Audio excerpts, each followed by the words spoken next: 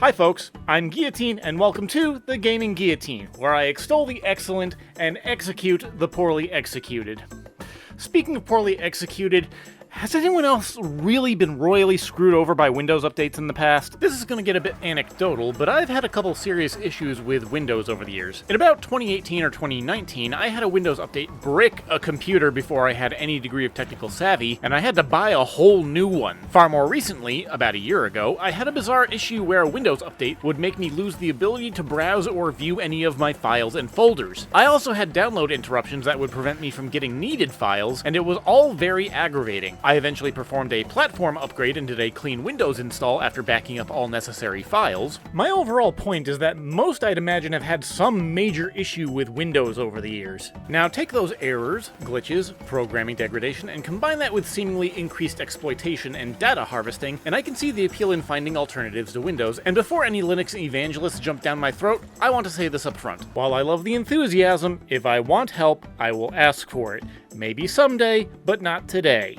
I'm not saying I have no interest in it, but for right now it's very narrow, specifically with Valve's Linux-based SteamOS. Yes, Gabe Newell and the reclusive tech wizards at Valve have officially released a build of SteamOS for compatible hardware, opening up options for alternatives when you want to build a game machine, much like they did on Linus Tech Tips. Yes, like with my 4-way SLI build, once again we have a situation where Linus and crew did a thing, I thought it was cool, and I did a similar thing after. In this case, it was building a machine that was compatible with the SteamOS recovery image and making a home-built Steam box. A couple weeks of finding deals on parts and an afternoon of assembling and flashing SteamOS onto the machine, and I had successfully built my own Gabe-approved unit for just around $600. You've probably seen this thing kicking around the background of my videos for the last couple months. It consists of an Asus Prime AP201 case, a 650-watt power supply, an ASRock B550M HDV motherboard, a Ryzen 5 5600X CPU, a PowerColor RX 6600 XT Hellhound, a 2TB Western Digital Black SN770, and 16GB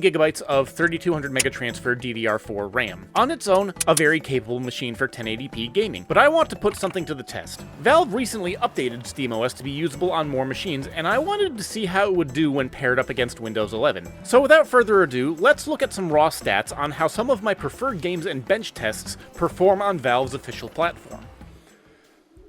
Starting in the deep end with the Cyberpunk 2077 bench, at high settings at 1080p, the test held steady around 135 FPS, with the low staying just above the triple-digit mark. A strong showing right out of the gate, and setting a good foundation on what to expect. Considering Dirt 3 can be handled by some pretty modest hardware, and we want to put a little more weight on things, I decided to jump a few entries and break out Dirt 5 instead. In the bench test, on ultra settings, the frame rate settled in the upper 60s to low 70s. Not bad in my opinion. Starting the gameplay sessions with Cult of the Lamb, as usual the performance was basically split into two subcategories, being dependent on whether we were milling around in our late game commune or tearing around the dungeon crusades. In the former, 80 to 90 FPS was the average, and the low dipped around to about 60. In the dungeons, we were often well over 250 FPS after the initial room entry loading, which bottomed out around 120 FPS, but that was always only for a second or two. Brushing up against 300 FPS also wasn't uncommon, so quite a smooth and playable experience. Metro Exodus on ultra settings was a strong showing, averaging 150 to 160 FPS. Yes, ultra settings at 1080p. One of the more graphically intensive games in my library at the higher end, and I never saw it get out of triple digits. Performative, pretty, and ready to immerse in the Russian wastelands. Elder Scrolls 4 Oblivion Remastered came out very recently, and from what I've seen it can lean very heavy on the hardware. Even my 7900 GRE was struggling to stay over 40 FPS on the highest settings, but since then there's been a couple patches and optimizations. When things got busy in the area, I was looking at about 80 FPS, and 100 to 130 was more typical when just navigating the opening tutorial dungeon. It doesn't change the fact that Oblivion is an incredibly janky game, but that's half the reason people play it, to see the shenanigans they can get up to. Wreckfest was odd. On ultra settings it seemingly needed a minute to acclimate to whatever was loading, and the frames started out around 55 FPS. Thankfully, once the game warmed up and had a moment to stretch, 90 to 100 FPS was the norm. At least while I was out in front. When jockeying in the pack for position, it could drag things lower, but I just view that as more incentive to stay out in front. Team Fortress 2 on SteamOS seems like an ideal match on paper. Both are made by Valve after all. Jumping into a match when in a moment of downtime, the frames were brushing up against 400 FPS. Then again, when the action got going, 180 to 200 was near the low end of performance, and I don't think it's controversial to say a low of around 170 to 180 is a very good thing. Finally, how does our modern Steambox handle Crysis? Well, with Crysis Remastered, on high settings, a low of 80 FPS and an average of 90 to 100 was what I took away, which seems like a pretty damn good showing to me. But let's remember, this isn't necessarily just a hardware test. With these stats as a foundation, I'd say Valve is opening strong to invite gamers to their operating system. But how does it compare to Windows? The current king of operating systems with about 70% of the market share of all computers. Well, let's build another near-identical machine and install Windows on that one. There we are. Now, some might ask, why didn't I just swap out the SSD and install an operating system on the same hardware? To respond to that, I guess all I can say is I'm bad with money and mind your own goddamn business. In all seriousness, this machine is almost a clone, having the exact same motherboard, CPU, and GPU. The differences between this and my Steambox are the brand of RAM, which are both identical spec-wise. The WD Black SN770 SSD is 1TB instead of 2, and the power supply and case are different. In all practical senses, these are the same machine from a hardware performance perspective. So, with the latest version of Windows 11 installed, what kind of differences can we expect?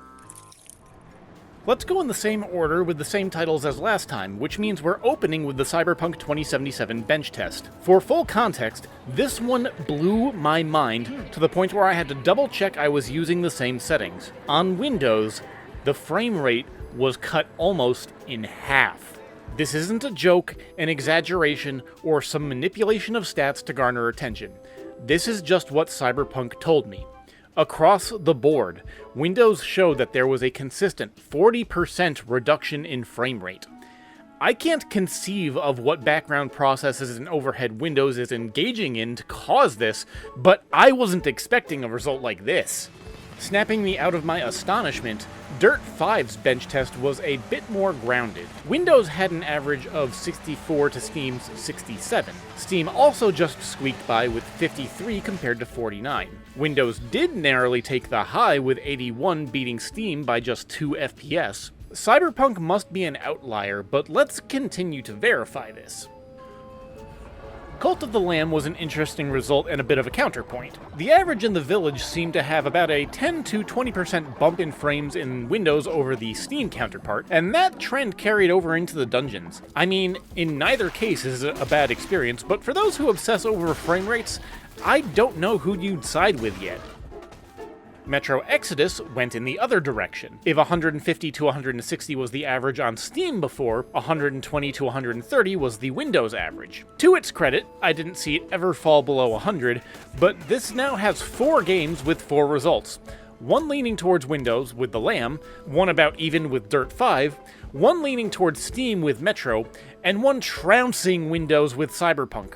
What does Oblivion have to contribute?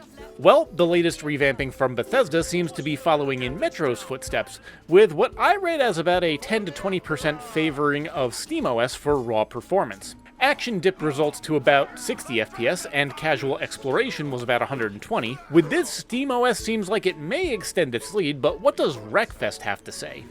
Well, out of the gate, Wreckfest didn't need as much warming up as things seemingly needed on SteamOS. It started higher, and as the race progressed, it seemed to have an edge on Windows over SteamOS, if only slightly. Yes, another result with about a 10% threshold of performance difference, but this one again leaning slightly towards Windows. With Team Fortress 2, this one surprised me with what I saw. Granted, it could just be the difference in map I was playing, but 220 FPS to 250 was the low in gameplay, and the average frequently hovered at, if not above, 300. I saw this as surprising because you'd think SteamOS would heavily favor Valve titles. But then again, this is simply adding a bit more ammo to the conclusion I'm beginning to lean to. But before I relay that, let's move on to the final title on the list. Crysis Remastered once again saw a 10% to 20% difference from its Steam performance, but this time it trended lower, seeming to stick between 70 and 80 FPS with the lows nearing the 60 mark. And with this, we have 3 titles leaning towards SteamOS,